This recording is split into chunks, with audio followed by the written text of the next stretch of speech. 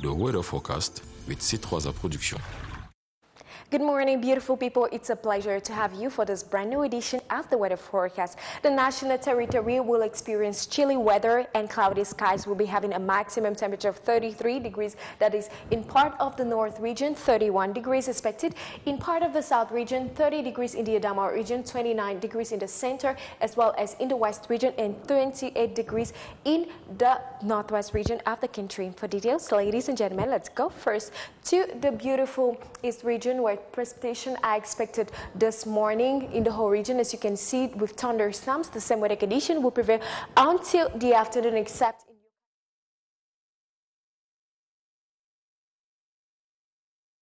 where the sun will be covered in the whole region this morning. The same weather condition will prevail until the afternoon. We'll be having a maximum temperature of 38 degrees. Let's end now with the southwest region, where precipitation are expected this morning with thunderstorms. The same weather condition will prevail until the afternoon. We'll be having a rise in temperatures. So do not forget to cover yourselves and to have hot drinks. Ladies and gentlemen, with such weather condition, you can easily find cocoa. Have a good day. God bless you. That was the weather forecast with C3 Production. En politique, début de la session parlementaire du mois de juin 2021, ce mardi. Sur la table des discussions, l'élaboration de la loi des finances. Outre le débat d'orientation budgétaire, les députés se pencheront sur des problématiques spéciales, comme les enjeux socio-économiques de la problématique frontière au Cameroun, la protection de l'enfance au Cameroun et enfin les problèmes d'eau et d'électricité. En sport, coup d'envoi de la 24e édition de la Coupe de handball féminin. 11 équipes entament ce jour une joute sportive pour tenter de brandir le trophée de cette 24e édition qui se tient du 8 au 18 juin 2021 au Palais polyvalent des sports de Yaoundé. Ce mardi est journée mondiale des océans.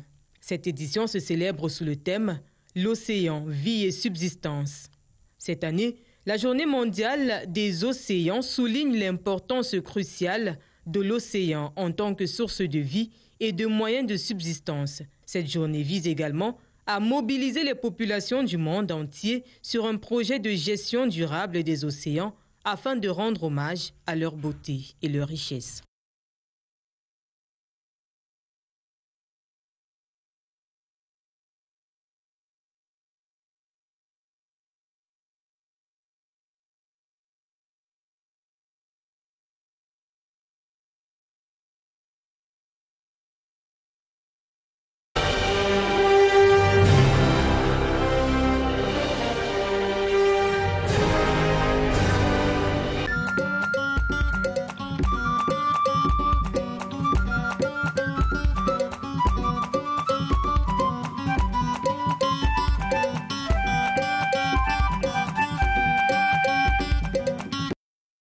Soyez les bienvenus à Tabloïd sur la CRTV. Politique, économie, sport, société, culture. La presse a presque fait le tour d'horizon ce mardi 28 juin 2021. Et commençons par ce crève-cœur dans l'exploitation minière au Cameroun, le bi-hebdomadaire. Cette info revient sur les enseveliches de Batouri où une trentaine de personnes sont décédées lors des éboulements des mines depuis janvier 2021. Avec la saison pluvieuse, les éboulements font craindre le pire. Les enclavements miniers sont devenus des lacs de mort pour les populations. Cette info titre alors « La recherche de l'or au prix de la mort ». Terre promise à présent, avec Terre promise également sur le chemin des ressources naturelles. Terre promise parle des mines de nos malheurs et égrène d'ailleurs un chapelet. Exploitation artisanale, voire clandestine, des morts ensevelies dans les chantiers. Terre promise de Marc Ambuy rappelle que le sous-sol du Cameroun est riche en ressources minières, mais que le pays est loin d'en faire un profit conséquent. Dossier et éclairage de Paul Ntep-Gwit à lire sur 4 pages. Société encore avec Mutation cette fois-ci qui fait une incursion dans les matériaux de construction. Mutation donc, si vous êtes vous êtes en chantier, alors c'est sûr que vous avez fait le constat selon lequel les coûts du fer à béton, du ciment de pointe sont en hausse et semblent d'ailleurs échapper à tout contrôle. L'équipe de Georges-Alain Boyomo enquête ce matin et parle de la vrille des prix.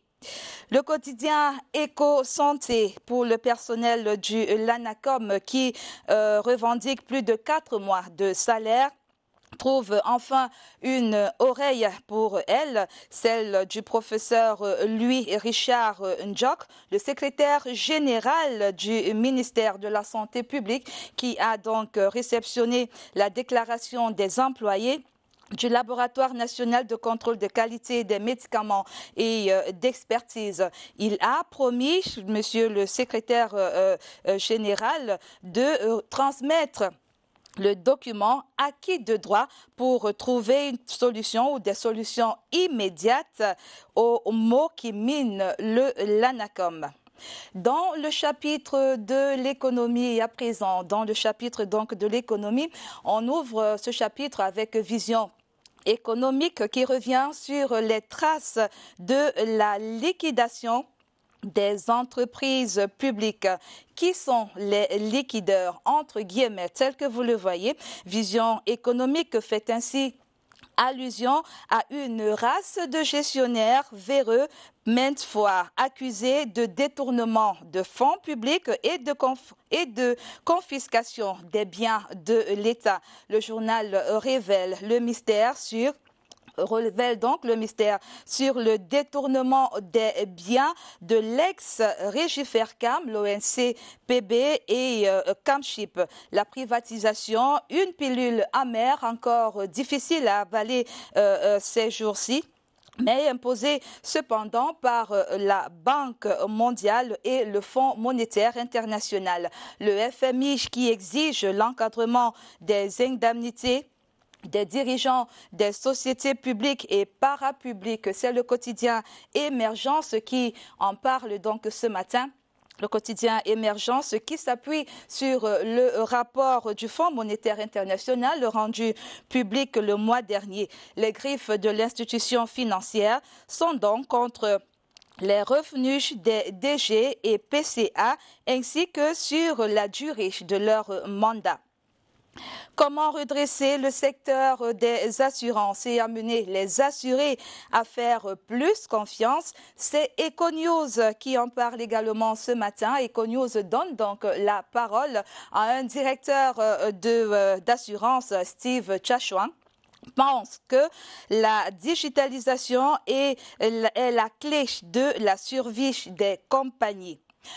Et nous voici en politique à présent. En politique, c'est jour de rentrée parlementaire ce mardi 8 juin 2021 et c'est The Guardian Post qui en parle, mais choisit un titre, ou du moins choisit de titrer sur les sénateurs RDPC frondeurs. Selon le quotidien, ces derniers sont contre la décentralisation menée ou imposée dans les régions du nord-ouest et du sud-ouest par Yaoundé. Entre-temps, le journal Le Détective en kiosque ce matin pour nous, observe à la loupe l'aménagement de Douala avec Mbassadine à la manœuvre. Le journal d'enquête attribue, du moins gratifie, l'édile d'une mention bien, entre guillemets, 15 mois après son arrivée aux affaires. Les actions de Mbassadine, ou du moins de monsieur le maire, menées donc par lui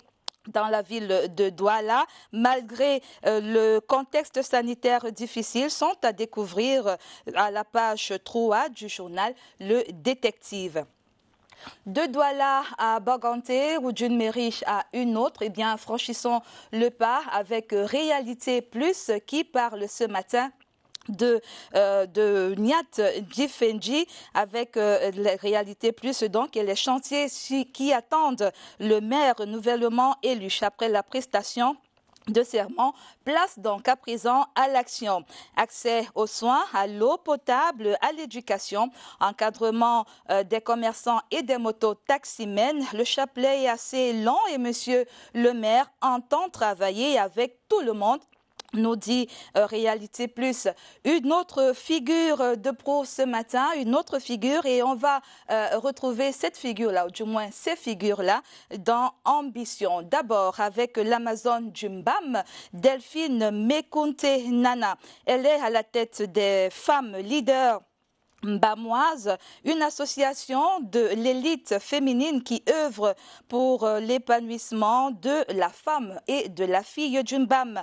À découvrir également dans Ambition, Miss Cress et Jaja Trèche. La première est une chanteuse qui sauve des vies et la seconde, elle, est la nouvelle diva de la chanson camerounaise. Portrait, thème et les paroles de leurs chansons à lire, à découvrir dans Ambition. N'hésitez pas à vous laisser emporter ou même à fredonner si vous vous retrouvez. Que du bonheur pour toute la journée en tout cas. Et c'est donc sur ces Amazones que s'achève ce matin le nouveau numéro de tabloïd sur la CRTV. On espère avoir pu stimuler en vous l'envie de lire. Alors rendez-vous dans les kiosques pour ceux qui adorent l'odeur de l'encre. Pour les internautes, eh bien, les e-kiosques sont également bien achalandés. On vous souhaite une bonne lecture, un bon mardi et à demain, mercredi. J'espère.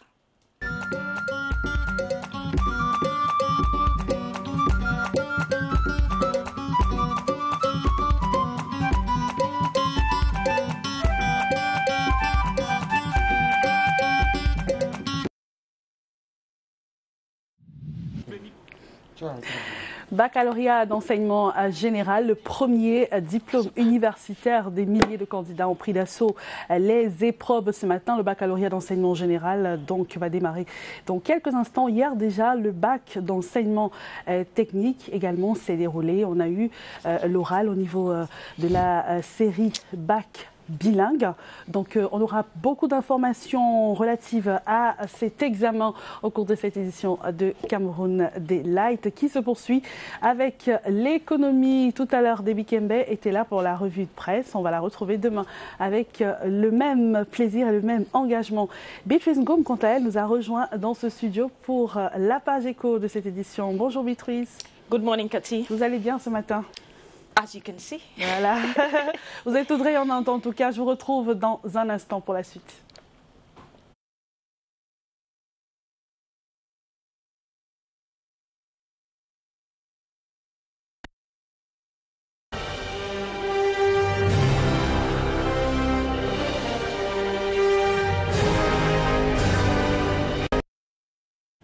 Alors Beatrice, on va commencer par l'actualité courante en économie, principalement le paiement par voie électronique des impôts. Yes, Kati, we are going to open our economic slot this morning with the campaign on electronic taxation system to talk about this two-day workshop that is taking place in the Adamawa region. Traders in that part of the country are being schooled on the advantages of paying their taxes online or through bank transfers. They say when you do this, you avoid yourself or you avail yourself of the stress that you had to move from one place of the country to the other. So they are up there sensitizing petty traders on how they can go about paying their taxes through the electronic medium. And Kati, we are going to continue to talk about the Minister of Water and Energy, Gaston Elundo Esomba, who is presently on a working visit in the littoral region. You are certainly aware that he started that visit yesterday in Abombang, where he visited some sites where transmission lines are being constructed. He visited a transmission line, 225-kilometer volt, which is going to distribute electricity to the Opanion division in that part of the country. Voilà, on va poursuivre avec l'actualité courante. On va parler de l'Institut de recherche agricole qui se porte plutôt bien. Yes, to talk about IRAD that has relaunched the agricultural sector in the Northwest region. We are talking here about large-scale agriculture, talking about the production of maize and Irish potatoes. The officials of IRAD were in that part of the country where they donated seedlings, maize seedlings and improved potato seedlings to some 35 common initiative groups to help them boost their production. You are aware that production in that part of the country has reduced since the start of the socio-economic crisis. But officials from IRAD and even from the Ministry of Agriculture, they visited farmers who are into agriculture to help them with improved seedlings in the potato and maize sector so that they can relaunch their activity. We are talking about they are going to be planting these improved seedlings on some 40 hectares of farmland, and Valerie Kilo, who was part of that team. Santa Subdivision flourishes with agriculture. It is born out of nature, but also from survival instincts by these locals. Those instincts are further strengthened with the offer of 300 fruit trees, 1,000 kilograms of maize, and Irish potato seed by the Institute of Agricultural Research for Development, IRAD. This Irish potato variety that we are offering to the farmers of Santa is called Jacob. Jacob is bigger in size and highly productive. It is resistant to blight, which is a major disease in this area. It is a leap forward from past experiences that dampened high productivity. At times when you plant and the potatoes is coming out, we have a certain insect, a worm. It cuts the shoots as they come out from the ground. And then I also have a problem of the blight. IRAD Deputy General Manager Dr. Ngome Francis discloses that the institution has taken more than 10 years of research to produce this input.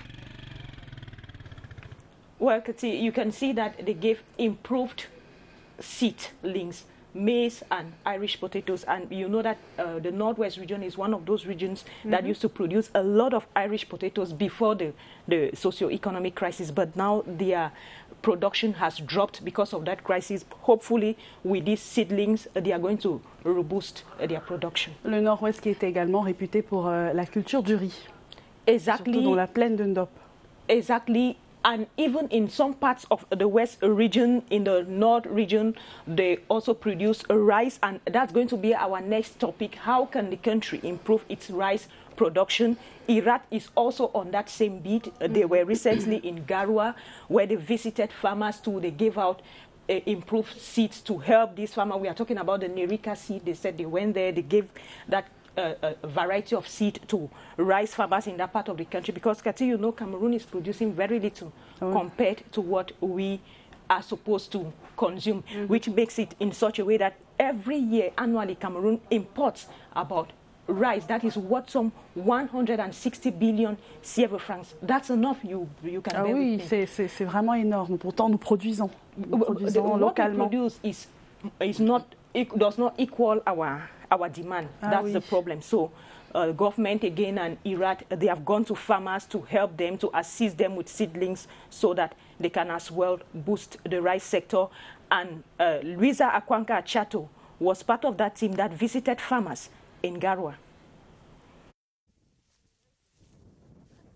Rice production is a pivotal component of the country's agricultural sector, which boasts of vast potentials capable of satisfying the food needs of and guaranteeing better livelihoods for communities. Farmer cooperatives of the rice production chain in the North, Far North, West and Northwest regions have been provided with superior quality rice seedlings of the Nerika variety, comprising numerous strains reputed to be the most productive and adapted to local needs. The advantages of Nerika varieties is that is the variety which record the best yield now in Cameroon and in Africa in general, and they are less sensitive to different attacks like insects and different diseases. A total of 8,760 kilograms of seedlings were made available for farmers by Phase 2 of the Commodity Value Chain Development Support Project in partnership with the Agricultural Research Institute for Development, IRAD, whose goal is to scale up productivity. Those seeds will be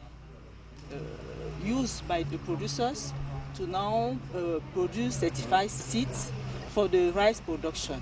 The cooperative have to respect technical sheet. So at the end, we should have the yields to have good rice. The beneficiary cooperatives were instilled with the intricacies tied to the handling of official certification channels, essential production requirements, and farming techniques, which would enable them to in turn provide quality seedlings for the cultivation of up to 45,000 tons of rice by 2025. Wow, 45,000 tons by 2025. That's Cameroon target for now. Voilà, on va partir maintenant dans la région de l'Est. En fait, on va y retourner où le ministre de l'Eau et de l'Énergie a visité des lignes de transmission électrique. Exactly, Cathy. You're certainly aware that the construction of a 225 kilometer volt transmission line that is going to supply electricity to the Upper Nyong division is on the way. The Minister of Water and Energy, Gaston Elundwe Somba, yesterday visited some of those sites where this transmission line is being constructed, and he evaluated works on the site, and he says that we are 65% gone, Kati, as far as construction work on that site is concerned. And he reassured the population how he told them that in the nearest future, their electricity will come from Yaoundé, because that transmission line links Yaoundé and Abombang. Contrary to the past, nouvelle en tout cas. Exactly. Contrary to the past, where the Upper Nyong division got electricity from Betwa, now they are going to receive their electricity directly from Yaoundé, and that's good news for the population. And Clarissa Retakan is part of that tour. Candles, lamps, torches or solar panels and generators for those who can afford them. Some of the alternative energy sources the population of the Upper Nyong division resorted to in order to deal with the frequent power outages. The construction of a 225 kilovolt transmission line from Mahala and Yaoundé to Abombang in the East region is a sigh of relief. We recorded too much forestry enterprises who implement themselves here. We think that with the amelioration of electricity disposal, we have more and more of them here. The locals' adhesion to the project was acknowledged and a compensation plan already outlined. With 65% of the job done, the potential is in the benefits. You are going to stop a thermal power plant which supply this region nowadays, and will receive hydroelectricity. You'll be sure that you will avoid blackout, because of the fact that you have a new transmission line, you have a new substation, and you have more electricity. December 2021 is the deadline contractors have been given. It will mean that the Upper Nyong will no longer have to depend on Betwa for energy needs. Wow. That's good news for the people of the Upper Nyong division. Voilà, on va terminer par le chiffre du jour, 6 milliards de francs CFA. Qu'est-ce que ce chiffre représente? That's no money for my pocket, Cathy. It's 6 billion CFA francs. That's the money that the Northwest and Southwest regional councils will run on. That is their budget. For so the Northwest Regional Council will have 3 billion and the Southwest Regional Council 3 billion. So when you bring the two figures together, you have 6 billion CFA francs for the Northwest and Southwest Regional Council. Voilà, merci beaucoup Beatrice Ngoum d'avoir été avec nous et à mardi prochain. Thank you, Cassie, and it's going to be my pleasure as usual.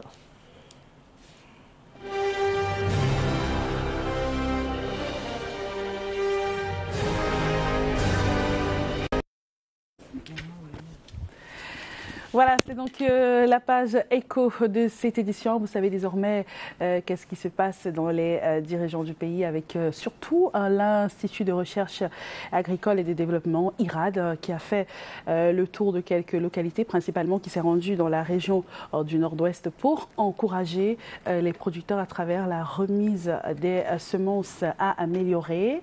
Et c'était également dans la région du Nord à Agaroua pour booster la production du riz, dont la demande est de plus en plus abondante par rapport à la production locale. On pourrait s'étendre sur le sujet prochainement dans la page écho de cette édition. Et maintenant, on va parler de la revue de presse tabloïd en anglais. C'est tout de suite.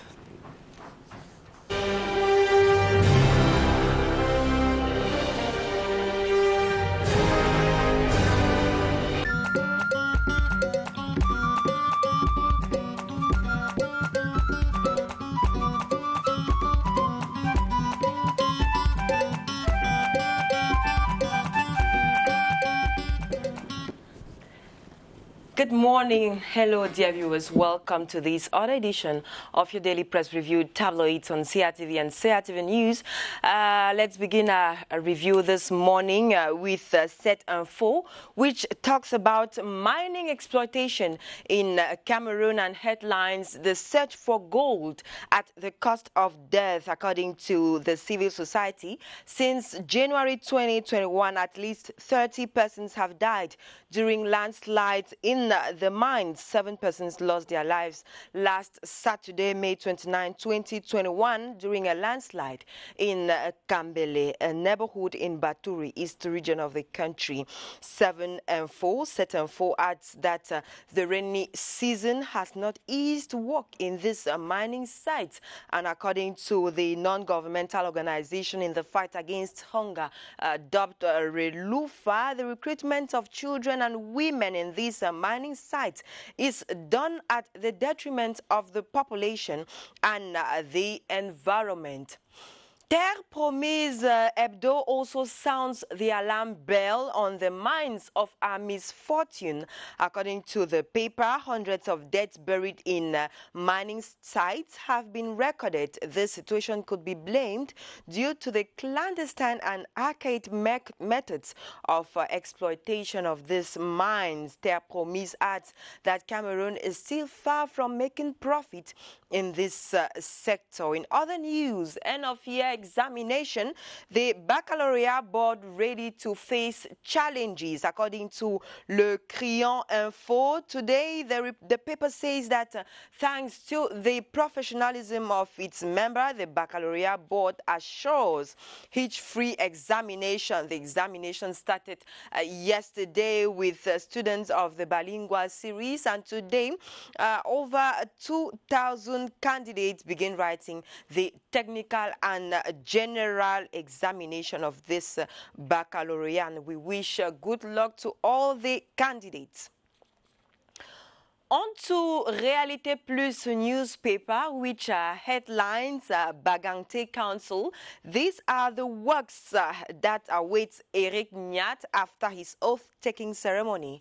According to the daily Réalité Plus, the new mayor of Bagante was sworn in on June 3, 2021, and the population are looking forward to have portable water in the towns and villages, the support of schools and health centers, organized trading and motor taxi drivers, and the mobilization of the population for the development of Bagante. Réalité Plus further says that Eric Nyat affirms having the necessary tools and intends to work with each and everyone. Let's now talk public health in this edition of Tabloids. Let's have Le Quotidien newspaper, which headlined, despite COVID-19, Dr. Manauda Malachi is still at work.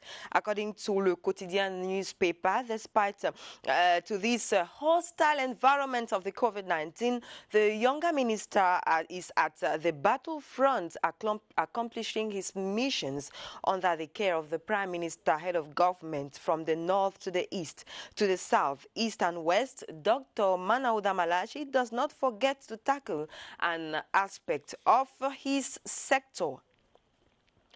Eco-Santé today, says Professor Louis Richard Njok, appeases the staff of Lanacom. According to Eco-Santé newspaper, the Secretary General of the Ministry of Public Health, Professor Louis Richard Njok, has received the declaration of the staff of the National Drug Quality Control and Valuation Laboratory, Lanacom, who claims more than 4 months of salaries. According to Eco-Santé newspaper, the professor has promised to hand over the declaration to the powers that be for immediate solutions to the problem faced by the enterprise.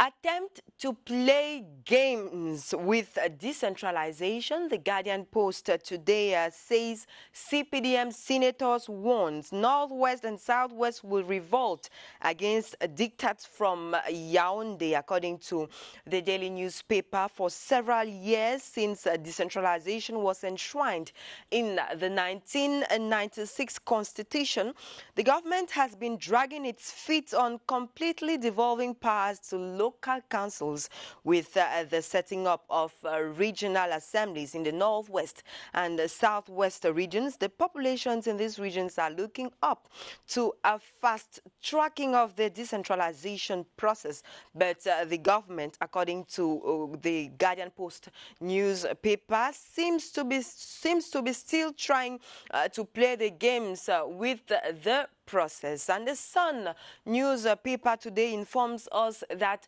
13 months after presidential decree, Limbe Deep Sea Port is yet to take off, according to the weekly newspaper. 1 year, 1 month after two presidential decrees upgraded the Limbe autonomous port to the status of Douala and Kribi, it is a worrying silence in this edition of The Sun. The Sun actually questions what is blocking the appointment of board members, top management, and of course the effective takeoff of the Limbe's deep sea port. Ladies and gentlemen, that is it for today's edition of Tabloids. Hope you enjoy the having some of the headlines, and I hope that you grab a copy or two of these newspapers. Meantime, do have a beautiful days in the company of programs of CRTV and CRTV News.